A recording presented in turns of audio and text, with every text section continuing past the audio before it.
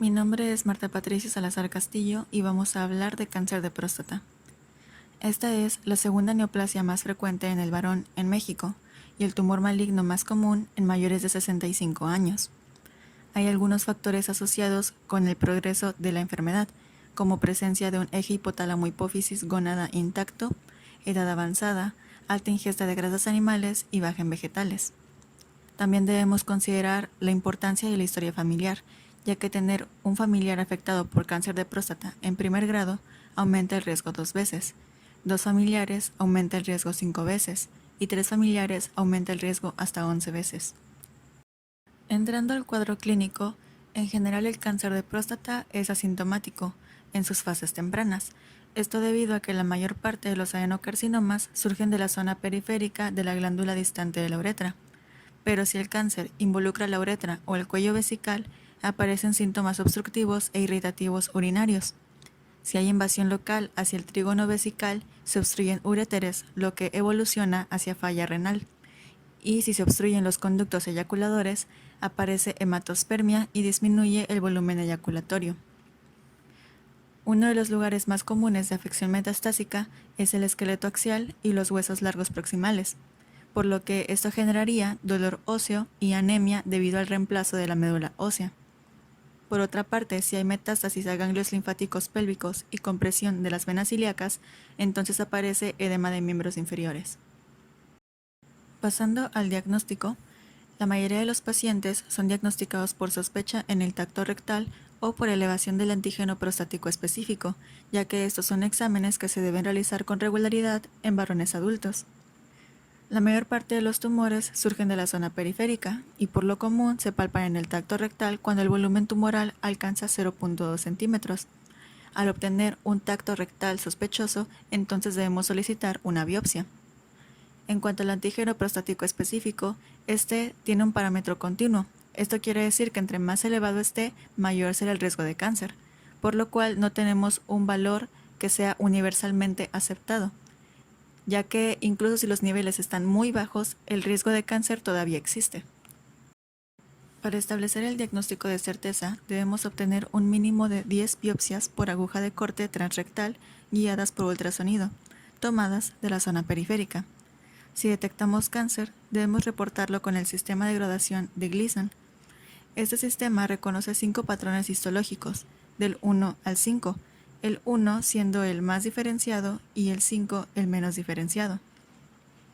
El número final es la sumatoria del patrón primario y el secundario, que se reportan en ese orden aunque sea un único patrón, dando un número final del 2 al 10, por lo que el más diferenciado sería 1 más 1, un resultado de 2, y el menos diferenciado 5 más 5 con un resultado de 10. Entre menor sea la diferenciación, más agresiva será la biología del tumor. Para la tipificación del cáncer de próstata utilizamos el sistema TNM, que es tumor ganglio metástasis. Aquí podemos ver una tabla sobre el tumor primario. De forma clínica, TX significa tumor primario que no puede ser evaluado. T0 es sin evidencia de tumor primario. T1, un tumor clínicamente no palpable ni visible por imagen. T2, tumor confinado a la próstata. T3, tumor que involucra por fuera de la cápsula prostática. Y T4, un tumor fijo o que invade estructuras adyacentes como el esfínter externo, recto, vejiga, músculos elevadores o pared pélvica. Aún hablando del tumor primario, pero en cuanto a lo patológico, PT2 es en un órgano confinado, PT3 de extensión extraprostática y PT4 que tiene invasión al recto, músculos elevadores o la pared pélvica. Después pasamos a la parte de la tabla que nos habla de los ganglios linfáticos regionales.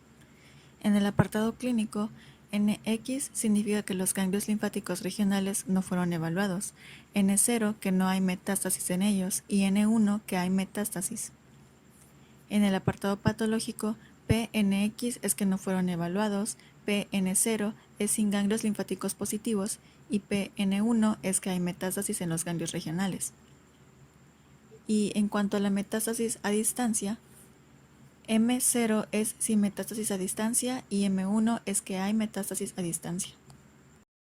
En cuanto a la metástasis, cabe destacar que debemos poner especial atención al hueso, ya que 85% de las personas que mueren por cáncer de próstata lo hacen con enfermedad ósea activa.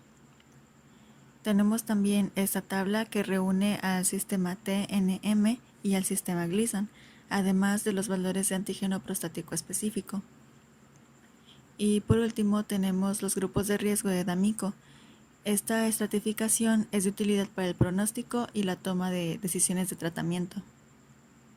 Hablando ya de tratamiento, las modalidades estándar con intento curativo son la prostatectomía radical, la radioterapia externa y la braquiterapia. En sí, la prostatectomía radical es ideal para cualquier paciente cuyo tumor esté clínicamente confinado a la próstata. Sin embargo, debido a que hay una potencial morbilidad perioperatoria, esta cirugía se reserva para los pacientes que tienen una expectativa de vida mayor a 10 años. Aquí tenemos un algoritmo que lo explica mejor.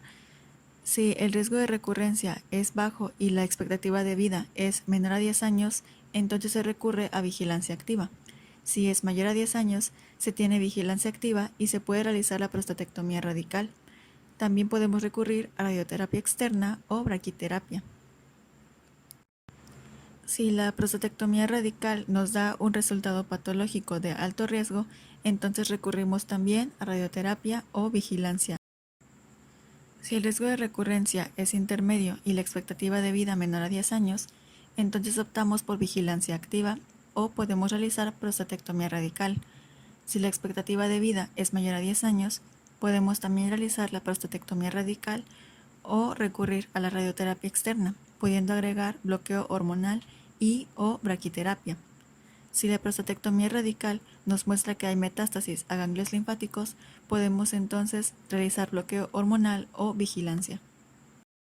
Si el riesgo de recurrencia es alto, podemos utilizar radioterapia externa más bloqueo hormonal o realizar inmediatamente la prostatectomía radical. Si el resultado patológico es de alto riesgo, entonces realizamos también radioterapia o vigilancia. Y si nos muestra que hay metástasis a ganglios linfáticos, entonces podemos recurrir a bloqueo hormonal o vigilancia. Sin embargo, ese algoritmo nos sirve para cuando el cáncer está localmente localizado, mientras que este otro algoritmo es sobre el manejo inicial del cáncer de próstata que está localmente avanzado o es metastásico. En estos pacientes con enfermedad más avanzada o metastásica, el tratamiento más utilizado es el bloqueo androgénico. Se utilizan agonistas o antagonistas de la hormona liberadora de hormona luteinizante, que es la castración médica, o se opta por la orquiectomía bilateral, que es la castración quirúrgica. Una vez que el tumor se vuelve refractario al bloqueo androgénico, el tratamiento de elección es el docetaxel.